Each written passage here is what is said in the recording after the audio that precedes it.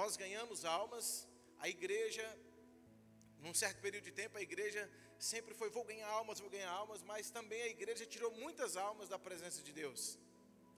E quando eu digo igreja, eu não estou falando de um ambiente como esse, templo, eu estou falando de pessoas. Nós precisamos entender o propósito pelo qual nós somos chamados. E eu, por um certo período da minha vida, eu desisti de acreditar na igreja, templo físico, um ambiente como esse, e também na igreja, pessoa, no homem, na mulher. Porque muitas pessoas me decepcionaram. Eu acreditei em pessoas, eu confiei em pessoas, eu servi pessoas, e quando eu precisava dessas pessoas, eu era decepcionado. E eu vou dizer para você aqui, uma pequena introdução. Jesus Cristo, quando ele estava... Primeiro quero dar bem-vindo também, tem uns irmãos de Jaciara aqui, pastor Cris. Ali o irmão Wellington, ali o irmão Júnior com a família. Tem mais alguém, eu não vi.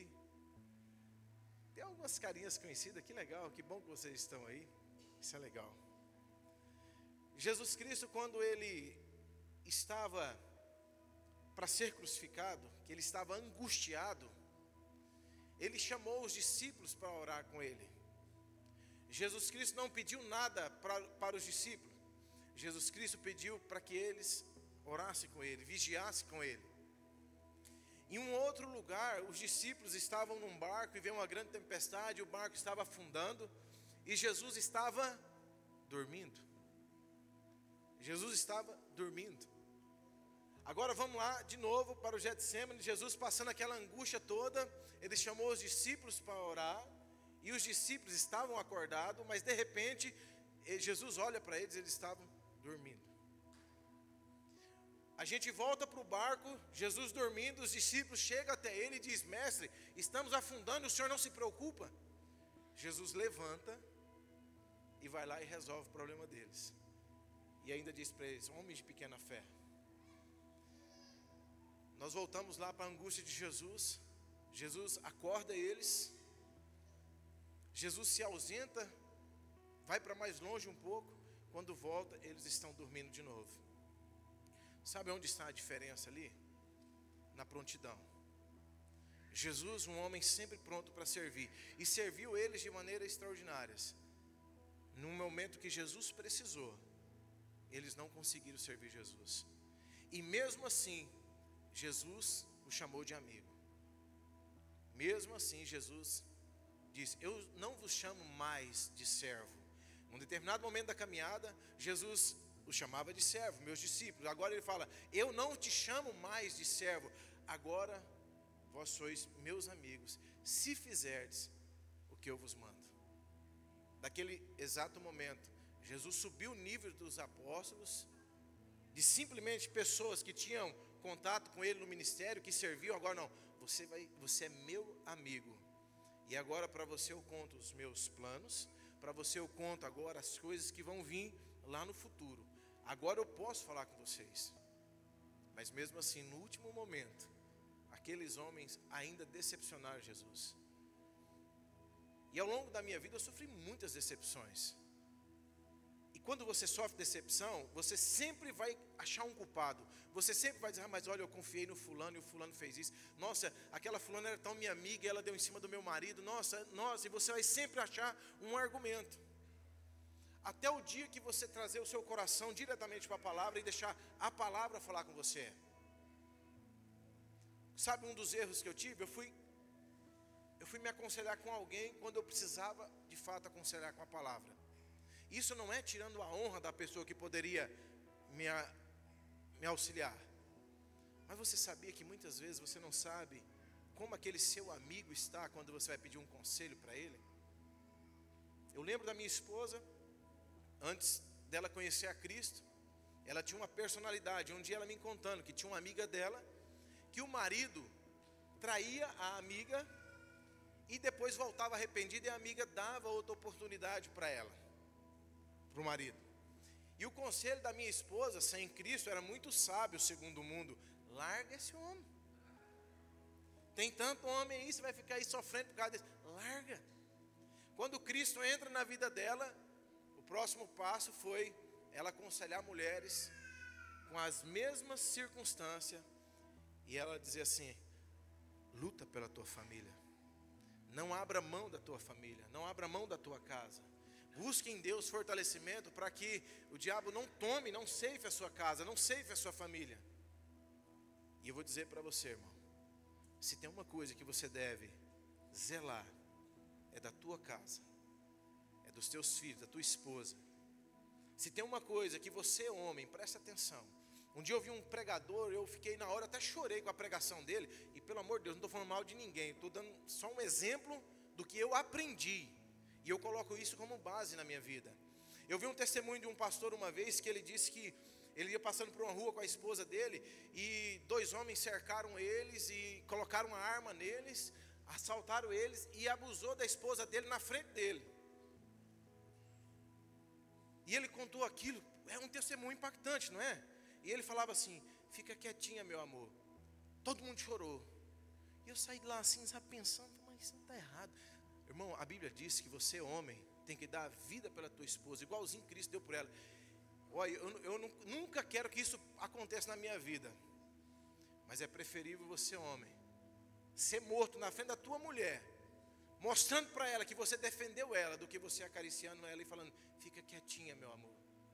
Deus chamou o homem para ser a sua imagem, a sua semelhança, e Deus permitiu com que o homem tivesse uma esposa para gerar uma família, para gerar um testemunho. Mas só que nos tempos de hoje, os homens, infelizmente, estão negligenciando o que Deus chamou eles para fazer.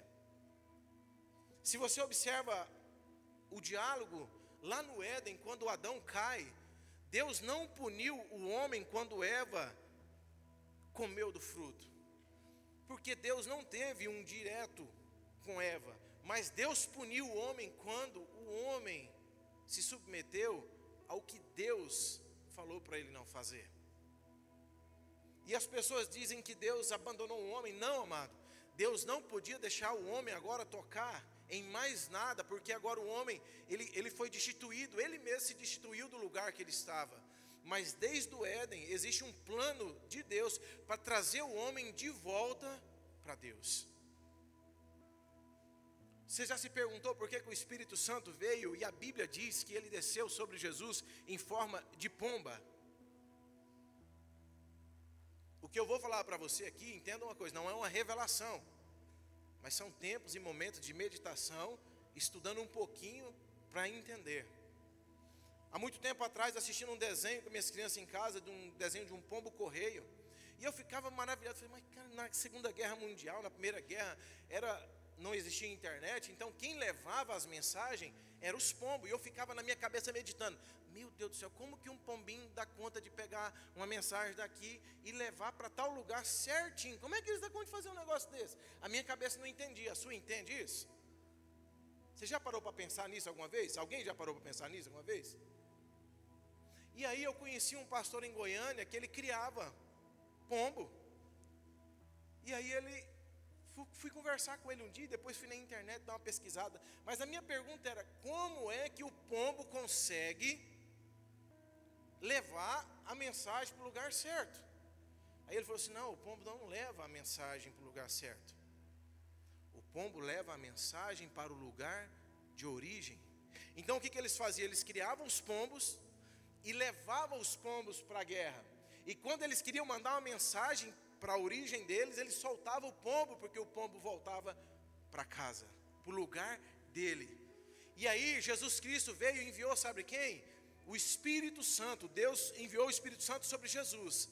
E Jesus deu uma promessa: quando ele vier, o Consolador, ele vos lembrará de tudo o que eu vos disse. Então o Espírito Santo veio morar dentro de você, porque você não sabia o caminho de volta para casa. Ele está dentro de você para sintonizar você e direcionar você e te levar de volta para casa quando os seus olhos fechar. Foi essa explicação que eu tive, e eu entendi algo fantástico. Às vezes a gente quebra muita cabeça para chegar no lugar que você deveria ter chegado muito tempo. Se eu fosse mais atento, se eu fosse mais sábio, eu não precisava ter escrito esse livro. Uai, pastor, mas você não quer vender o livro? Não. Tem um propósito isso aí. quando eu coloquei no meu coração de escrever, eu escrevi com um propósito. O primeiro propósito foi para que eu não deixasse de pregar o evangelho pelo qual eu fui chamado, e eu sei o preço que a gente paga quando a gente deixa de fazer aquilo que nós somos chamados para fazer. E eu coloquei simplesmente algumas coisas que marcaram a minha vida, algumas coisas que vão levar pessoas a entender que você deve servir a Deus junto com teu ministério, teu irmão, teu pastor, tua casa, mas você nunca pode trocar o centro, que é a palavra de Deus.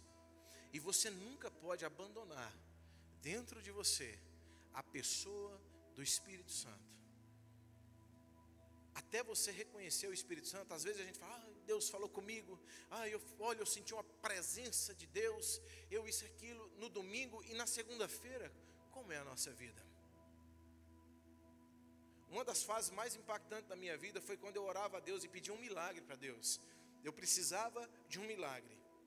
E nesse momento de pedir, porque quando a gente precisa, a gente pede mesmo, né? A gente acha todos os versículos favoráveis a nós. Pedir e dar-se-vos-á. Boa medida, recalcada, sacudida, transbordando, generosamente vos darão. A gente aprende todos os versículos que traz para nós benefícios. E aprendemos poucos versículos de renúncia, que nós precisamos ter no nosso dia a dia, no nosso convívio. E a renúncia vale mais do que pedir. Porque quando você renuncia muitas coisas para servir a Cristo, você não precisa pedir. Você reconhece. Como aquele centurião que chegou diante de Jesus: mestre, meu criado está em casa paralítico, mas diz uma palavra e ele vai ficar curado lá. Enquanto Jairo, que era da sinagoga, estava com a filha acamada, implorando para que Jesus fosse lá curar ela.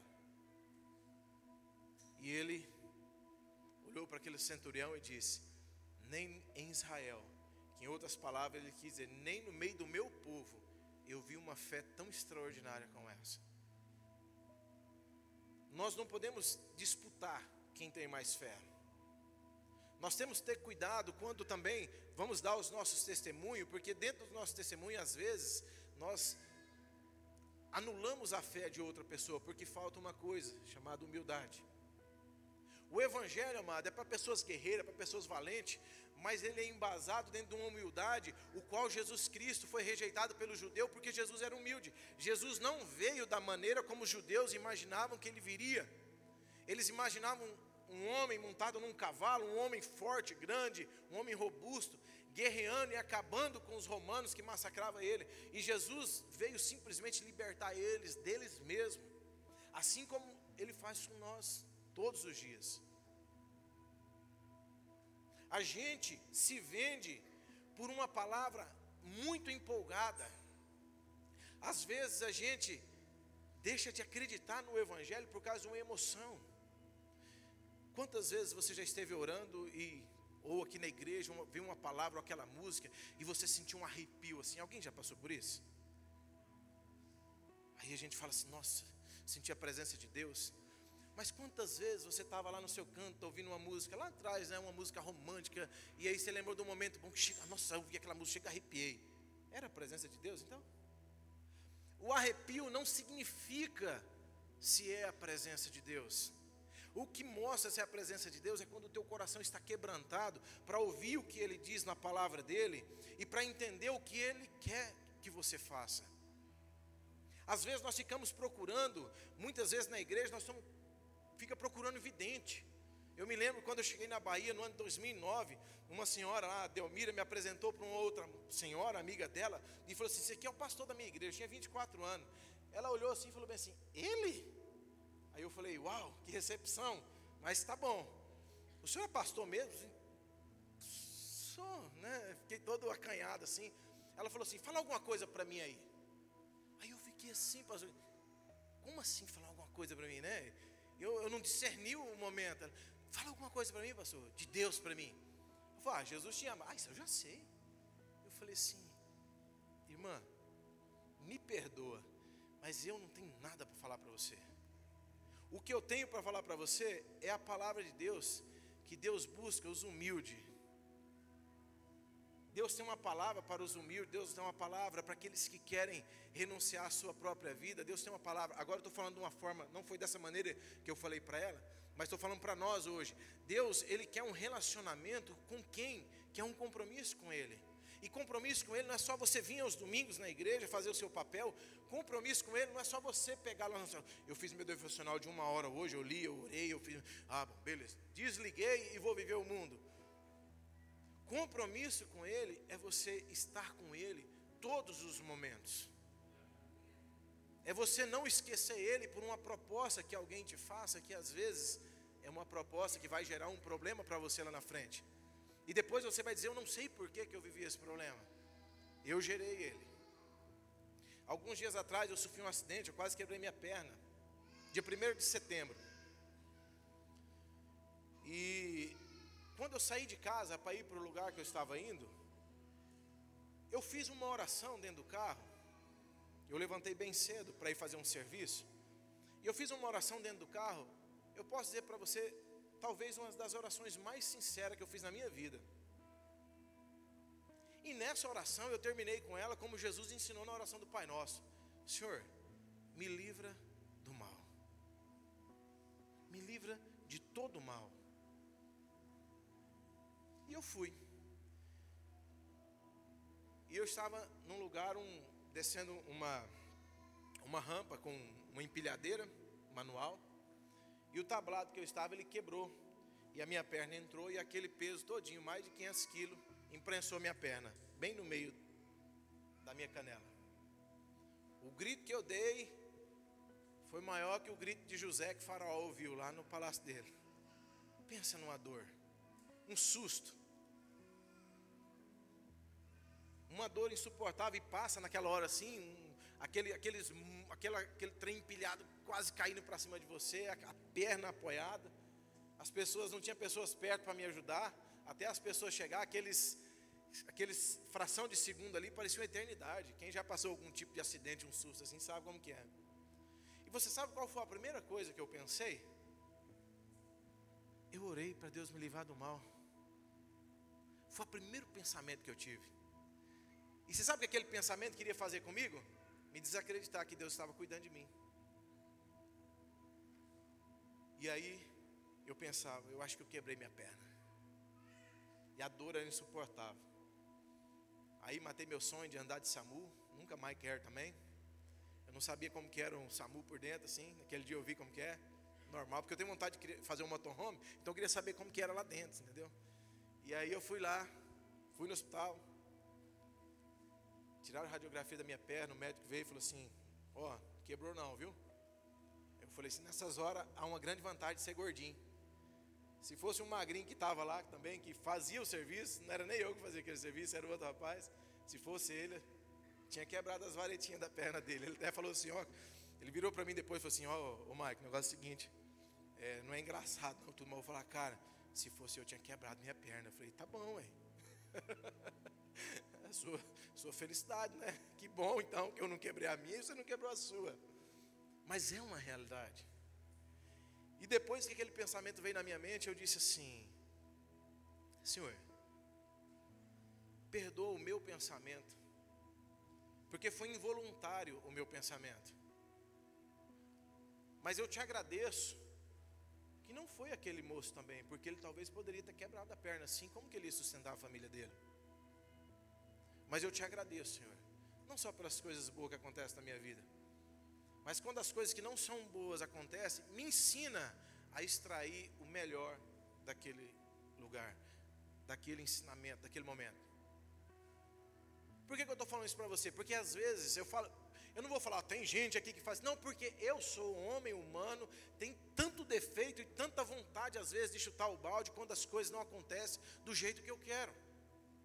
E uma das maiores experiências que eu tive com Deus foi quando eu orava pedindo um milagre para Deus.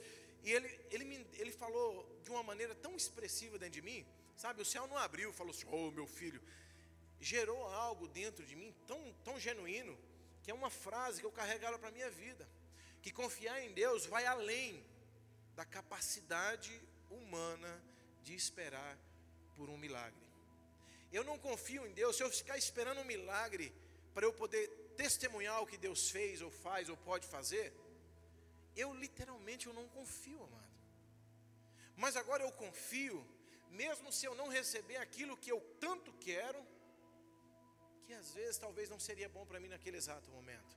Eu posso usar a minha fé para coisas extraordinárias. Por uma fase da minha vida, eu usava muito a minha fé e a prática de confessar a palavra para trazer recursos financeiros sobre a minha vida, para que eu fosse um homem próspero, para que eu conquistasse coisas. E um dia, lendo a Bíblia, onde Salomão escreveu: de tudo que se deve guardar, guarda o seu coração. Eu estava orando e eu falei assim: Deus, guarda meu coração. Na hora eu parei a oração no meio do caminho. Não, mas a palavra diz que sou eu que devo guardar o meu coração, não Deus guardar o meu coração. Sou eu que tenho que fazer isso. E eu comecei um processo na minha vida para eu guardar meu coração. Eu comecei um processo aonde agora eu não vou pedir para Deus fazer aquilo que eu tenho que fazer. Porque o que Deus tem para fazer, Ele vai fazer. A primeira coisa que Ele fez foi entregar Jesus na cruz para garantir o direito da salvação para mim e para você. Isso é irrevogável. Agora tem coisas que sou eu quem faço. Seria muito fácil o pastor Cris abrir a porta da igreja aqui e falar assim: Deus, agora manda as pessoas para cá. Não, Ele decide por todo mundo e pregar o evangelho, fazei discípulos. Então vocês aqui estão sendo feitos discípulos para ir atrás de pessoas que ainda não conhecem Jesus, ou para ir atrás de pessoas que agora o evangelho mudou um pouco a forma de pregar o evangelho. A gente tem que salvar de novo os que já foi salvo um dia, porque a igreja hoje, ela está displicente. A igreja ensinou as pessoas a pedir para Deus e não ensinou as pessoas a renunciar à sua velha vida, à sua velha natureza. A igreja ensinou isso quando elas: olha, vem aqui, eu vou orar por você, Deus vai te abençoar, Deus vai te prosperar, Deus vai restaurar o seu casamento. Não, irmão, o evangelho se prega assim: amado, existe um lugar que você precisa estar para que você seja tocado pela glória de Deus. E esse lugar, ele é no centro da vontade de Deus. Deixa eu te explicar de uma maneira que eu não sei se eu falei isso aqui da outra vez, mas é uma das coisas que muito me ensinou. O que é o reino de Deus? Hoje nós moramos num país muito grande. Tem vários estados. E todos os estados têm a sua divisa. Mato Grosso faz divisa com Mato Grosso do Sul, com Goiás. Paraná faz divisa com Santa Catarina, São Paulo. Não sou muito bom de geografia. Mas o Distrito Federal, ele está dentro de um estado chamado Goiás. Olha só, todos os outros estados fazem divisa um com o outro. O Distrito Federal, ele está dentro de Goiás. Mas ele não pertence ao estado de Goiás. Ele tem o seu governador próprio, ele tem o seu prefeito próprio.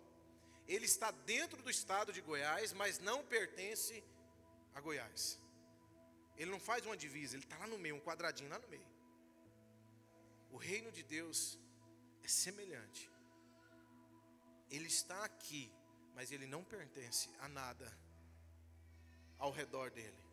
Para você entrar no reino de Deus, você tem que sair do reino natural, do reino que um dia humilhou você, maltratou você, deixou você no lugar de calamidade, que destruiu seu casamento, que destruiu seus filhos, que destruiu suas finanças, que destruiu seu emocional. Você tem que sair daquele reino que não pertence a Deus e entrar no reino de Deus. E esse reino, ele é invisível. Ele é por fé. Você não precisa fazer muito esforço para entrar dentro desse reino. É só você aceitar Jesus e renunciar à sua vida antiga. E agora você passa a ser governado por um rei que deixou tudo escrito para você, deixou tudo detalhado para você. E como o tema do meu livro, eu trouxe aqui, eu não trouxe nenhum livro para dar, eu vou dar uma Bíblia agora, mas nem o livro eu não quero dar. O foco não é o meu livro, sabe, irmão? O livro eu escrevi por mim, numa fase ruim da minha vida, onde eu coloquei algumas experiências. Se você não viveu nada parecido, talvez ele nem vai significar muito para você. Mas para algumas pessoas eu sei que vai significar bastante.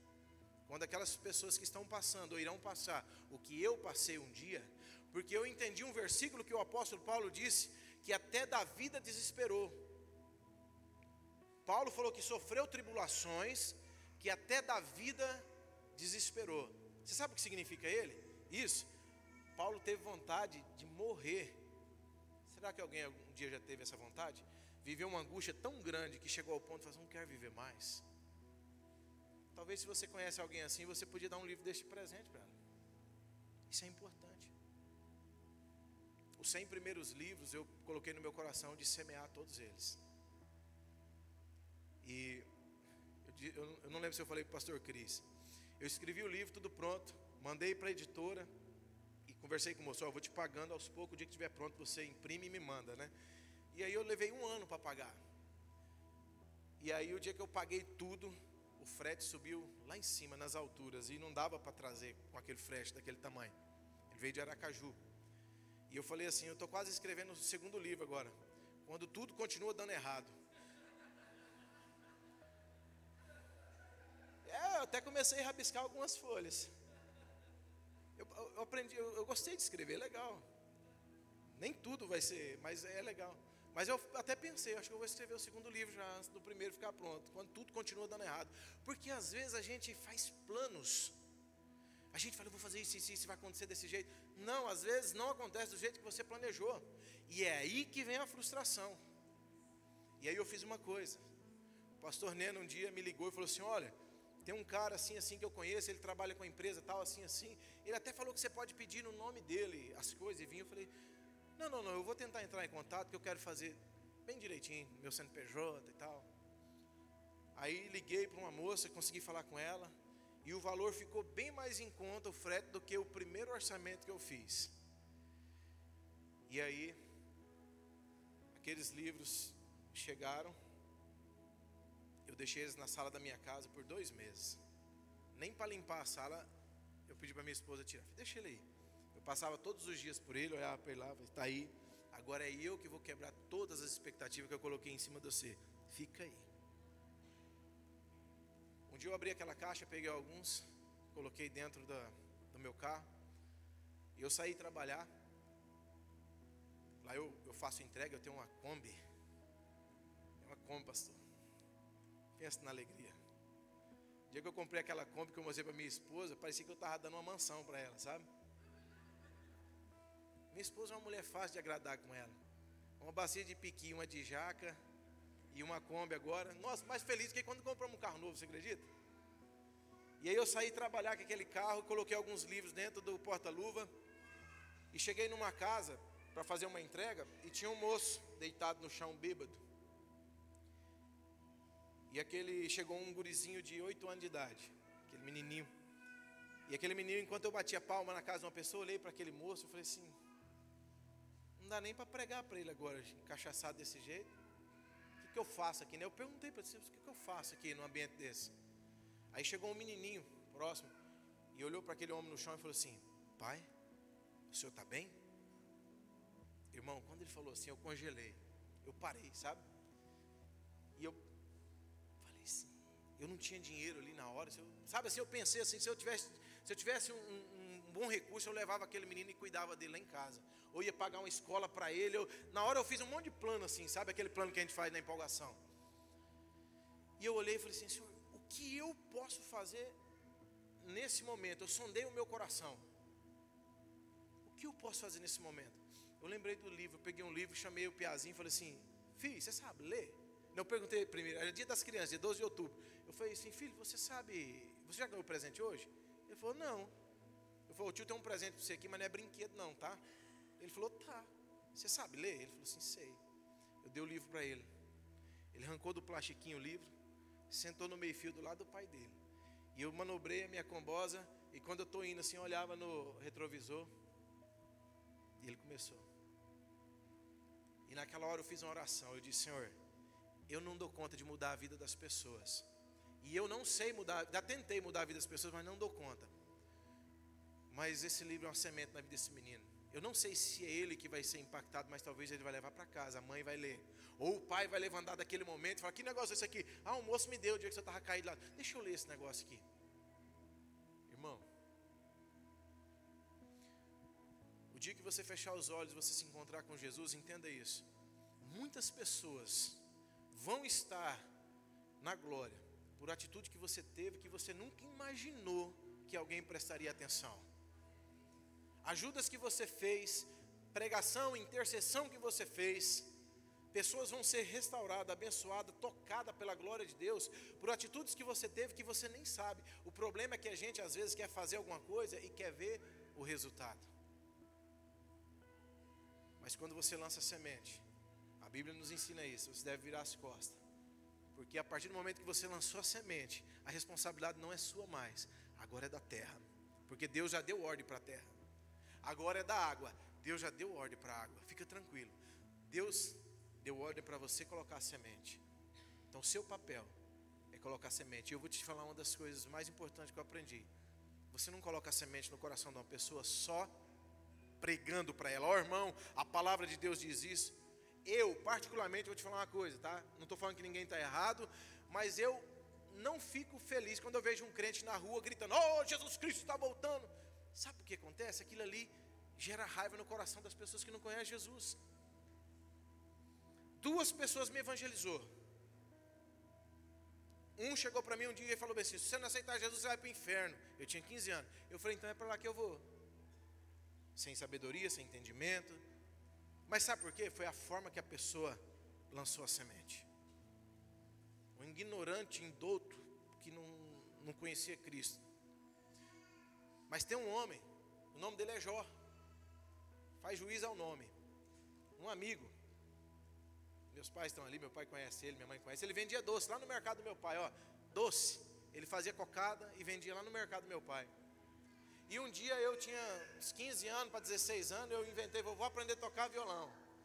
Aí o Jó, crente da Assembleia de Deus, tocava violão. Ô Jó, você me ensina? Eu te ensino. Eu chamava ele lá para casa 3 horas da tarde, num domingo, 3 horas da tarde. Eu tinha uma caixa de som desse tamanho aqui, barulhenta. Eu ligava aquele som e aí ele me ensinou: você tem que pôr o dedo aqui e tal. Eu falei: me ensina a tocar uma música. Sabe qual música eu coloquei para ele? Alguém já ouviu uma banda chamada Nirvana? E ele foi lá, educadamente, tirou. Não, isso é só 4 acordes, só para dar assim, não. Mas você vai fazer assim, ó. Aí quando ele pegava o microfone, pegava o violão, ele: pela cruz, foi na cruz que um dia... E a voz dele, para mim, não era muito bonita não, sabe? E eu olhava aquilo assim... Hein? Mas tem uma do Guns N' Roses também, tem um solinho do Guns N' Roses que é assim, ó. Foi lá e tirou o sol. Não, é bem assim que faz. Mas quando ele ia me ensinar, ele pegava uma música lá da harpa. E aquele homem, com aquela simplicidade, nunca pregou para mim e falou assim: Mike, você precisa aceitar Jesus. Mas aquele amor, aquela simplicidade e a dedicação dele me constrangeu. Porque um dia que eu passei por uma situação complicada na minha vida, foi para o Deus do Jó que eu clamei. Foi para o Deus que o Jó me apresentou. E eu não estou falando o Jó da Bíblia não, você entendeu? É o Jó que é meu amigo, vendedor de doce, que o nome dele é Jó mesmo. Filho de crente, tem até nome de nome de personagem bíblico. E eu aprendi com aquele homem como evangeliza. Minha mãe tinha um ditado que dizia assim, ó: água mole em pedra dura, tanto bate até que fura. Seja um evangelista que não crie um Cristo que a pessoa vai desistir dele lá na frente. Seja um evangelista apaixonado que vai fazer com que a pessoa um dia, se ela for orar, ela vai falar assim: Senhor, pelo Deus que o Jefferson prega, pelo Deus que o Cris prega, até ele conhecer esse Deus e poder falar igualzinho aqueles homens, aquela cidade de Samaria, quando aquela mulher saiu contar para todos que Jesus tinha feito, aqueles homens falou para ela assim, ó: agora nós não cremos mais porque você falou, agora nós cremos porque nós vimos, tocamos e experimentamos. E aí sabe o que acabou? O seu ministério de evangelismo acabou naquele momento. Sai de cena, deixa Jesus continuar agora, porque agora é com ele, a semente está lá, ele é a terra, ele vai produzir o fruto, ele vai fazer aquela semente germinar. É assim que funciona o evangelho, o reino de Deus. É assim que você tem que proceder. E eu quero ler um versículo com você antes da gente encerrar. Abre sua Bíblia comigo em Mateus, capítulo 25, verso 14.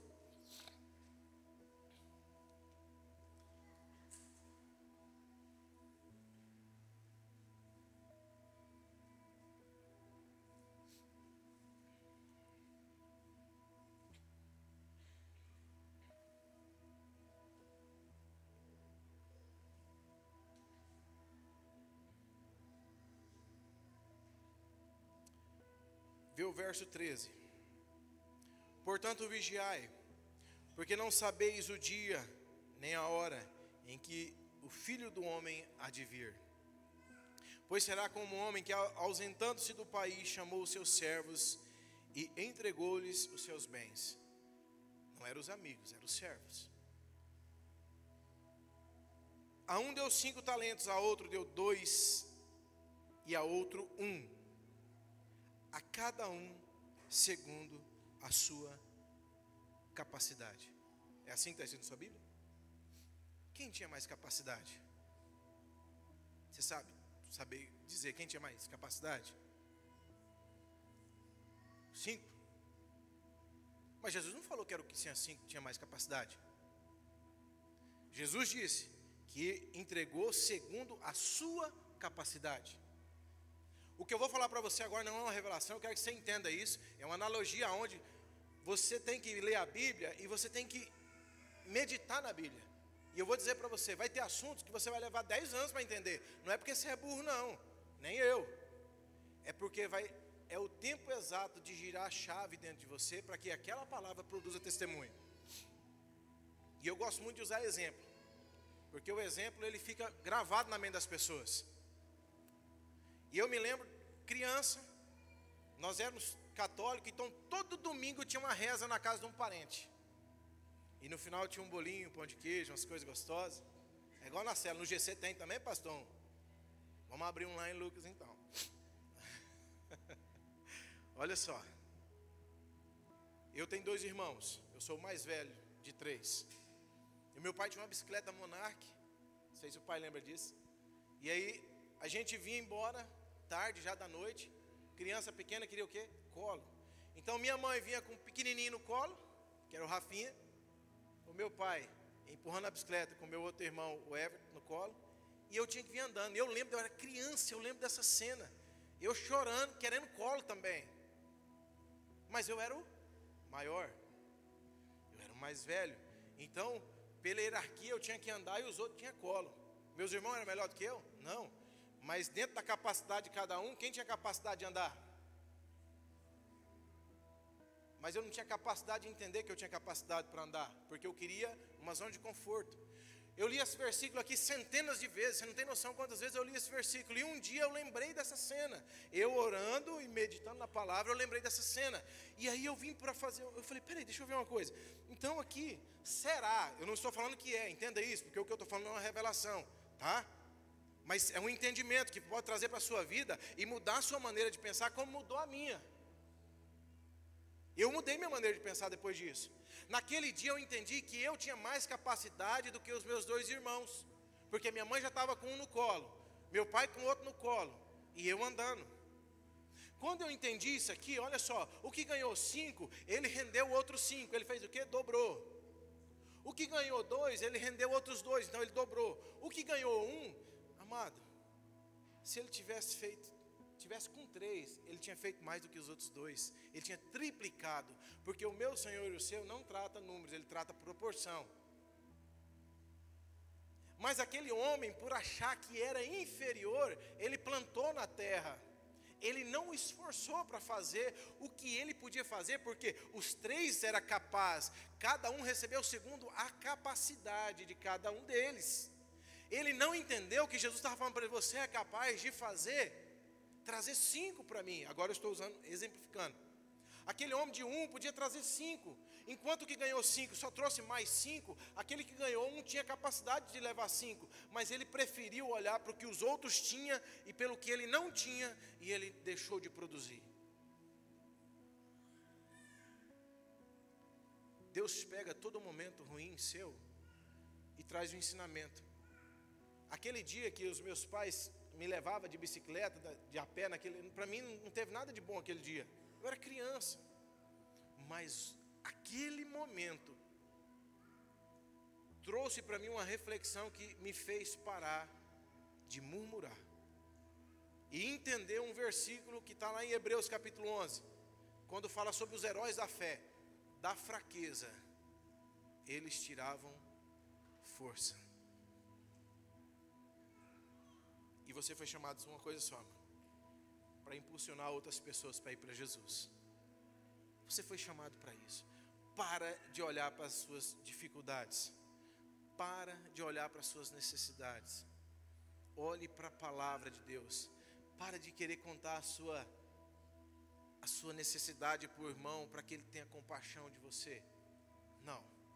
Quantas vezes no meio das minhas tribulações, e a maior parte delas foi a falta de recurso financeiro, pessoas às vezes ligavam para mim e falavam: está precisando de alguma coisa? Não. Não. E por dentro a vontade que eu queria falar assim: tolo. Eu dizia não. Porque eu dizia não para mim mesmo.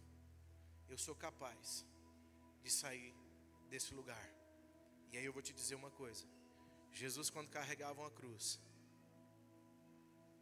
quando Deus olhou para ele e falou assim: ele está muito cansado, mandou um centurião romano pegar um certo homem sirineu e ajudar ele a carregar a cruz. Só que ele só ajudou a carregar a cruz por um tempo. Os pregos, o sacrifício era para Jesus.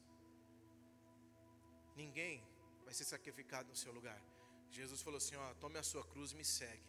A cruz é sua, irmão. Na caminhada, algumas pessoas, o que o pastor Cris está fazendo hoje aqui, ele abriu o espaço dele, o coração de vocês. É arriscado, sabia, colocar um pastor para pregar aqui? Eu posso falar uma coisa aqui e destruir o que ele construiu em 5 anos, em 1 hora. Você entendeu?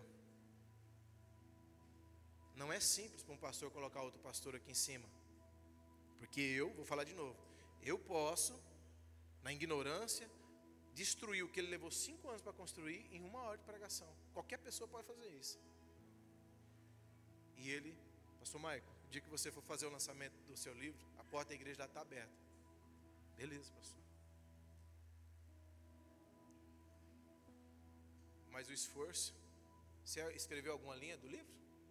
Você pagou alguma coisa? Você mandou alguma coisa? Você não mandou nenhuma oferta para mim, né? Publicar o livro. Você sabe por quê? É o meu processo, é a minha história, é a minha trajetória. O que ele está fazendo foi o que Deus colocou no coração dele. Ele não tem que fazer nada. Ninguém tem que fazer nada. Mas o que Deus colocou no coração dele, aí sim, ele honra o que Deus colocou no coração dele. Aí tem um resultado. O evangelho é muito simples de viver. Depende de renúncia que nós fazemos. E as renúncias que você faz, você não tem que falar ela para ninguém, não. Jesus, quando falava sobre uma das renúncias, jejum, falou assim: ó, não sai na rua triste falando para os outros: não, estou jejuando. O irmão vai na casa do irmão e fala assim: ô irmão, toma um café aí. Não, irmão, está na graça hoje. Não. Ô irmão, hoje eu não estou afim não, hein? Obrigado, viu? Estou satisfeito. Você não está mentindo. Você está satisfeito porque você está num propósito. Você não vai comer agora. Tudo bem. Relaxa. Ninguém precisa saber das suas práticas.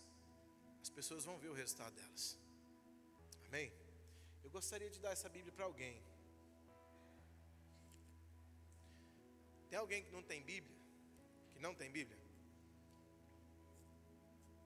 Quem? Você não tem? Vem cá pegar. Ó, é muito bom ter a Bíblia no celular, tá? O que eu estou falando aqui é de mim, tá? Mas é muito bom também você pegar essa aqui, ó. Ele é. Faça bom uso dela, jovem. Amém? Ó.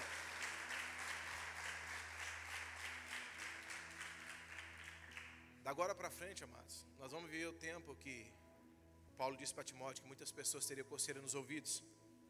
Entenda uma coisa: as pessoas vão tentar modificar o máximo que puder a palavra de Deus nas traduções, nas simplificações. Então você tem que ter muito zelo e muito cuidado da agora para frente com tudo que vai acontecer no nosso país, no mundo inteiro. A gente vê sempre falar sobre o anticristo que vem, não é brincadeirinha. As coisas vêm para enganar mesmo, vai tentar enganar. Jesus falou que, se possível, enganaria até os eleitos. Quando ele disse isso, significa que a coisa vai ser complicada. Então eu preciso estar alinhado com o meu Senhor, para que eu não seja enganado, para que eu não venha cair na frustração. Ninguém sabe o dia, a hora, como, quando, porque quando alguém tenta introduzir algo errado na sociedade, eles têm paciência, eles levam décadas para fazer isso. E nós estamos vivendo um momento crítico. Nós estamos vivendo um momento agora, amado, nós temos que evangelizar. Nós temos que pregar salvação, nós temos que pregar arrependimento. Trazer pessoas para Cristo, não só para a igreja, mas para Cristo. Para que elas sejam impactadas, para quando se manifestar o anticristo, eles não serão enganados. Mas a humildade com que você se prostra aos pés do Senhor vai fazer com que você seja totalmente salvo com a tua casa, com a tua família, com teus amigos. E quando nós chegar na eternidade, eu não sei como é que vai ser lá, irmão. Eu só faço uma ideia. Mas eu tenho certeza que a minha ideia é furada, porque vai ser muito maior do que eu imagino. Porque nós vamos fechar nossos olhos. E um dia nós vamos estar frente a frente com Jesus Cristo. Naquele dia não vai ter pai, não vai ter mãe, não vai ter ninguém ali. É só você e o Senhor. E o livro que todos os dias está sendo escrito, ao meu e seu respeito. Naquele dia não vai ter desculpa. Naquele dia não vai ter nada mais que possa fazer. Ali vai se chamar assim o juízo, que é o meu momento e o seu. E eu torço para que chegue naquele lugar e seja recebido com um sorriso pelo Cordeiro. Mas é aqui, nesse tempo, que a gente faz com que sejamos recebidos dessa maneira. Amém? Amados, eu vou orar, eu vou passar a palavra para o pastor Cris para ele encerrar. Eu só quero falar mais uma coisa. O valor do livro é R$35. Se você não tem os R$35 hoje, não tem problema. Se você sentir vontade de pegar um, você pode pegar. Não tem problema. Desde que você faça um compromisso que vai ler. E depois você dá para alguém. Se você fala, pastor, eu não tenho os 35, eu tenho 20. Você pode chegar lá e falar para minha esposa, minha filha vai estar lá e falar assim, ó, R$20 aí. Não tem problema, esse livro não tem preço. Não tem preço. Como o pastor Cris falou, se eu fosse colocar preço nele, ele vale muito, porque valeu muitas lágrimas minhas. Foi muita dor. E eu coloquei só algumas coisinhas ali, mas não lê ele com expectativa de assim, não. Lê ele com o sentimento de aprender alguma coisinha. E eu tenho certeza que todos que leem, pelo menos uma linha vai servir. Pode jogar o resto tudo fora, mas se servir uma linha para você, teve sentido. Então não se acanhe, se você não tiver um recurso, você pode falar para minha esposa, não tem recurso não. Você fala, não, recebo tal dia, quiser mandar, não tem problema também não. E eu não vou te cobrar, nós não vai falar para o pastor, não vai ficar inadimplente aqui. O pastor disse que põe no SPC, viu? É uma brincadeira. Porque o segredo e o propósito desse livro é abençoar a vida de pessoas. Quando eu estive em Cuiabá, um moço foi lá e comprou, quantas unidades, filha? Acho que 30 unidades. E falou, esse aqui é para distribuir. Ele pegou um pouco para dar e mandou dar aos outros. Eu achei uma atitude bonita dele também de fazer isso. Porque supriu até aquilo que eu tinha semeado. E é por isso que eu coloquei esse desejo no meu coração. Se você não tiver recurso para comprar, não tem problema. Não tenha vergonha. Porque o dia que eu escrevi as primeiras linhas daquele livro, foi para levar, presta atenção, as pessoas para cá.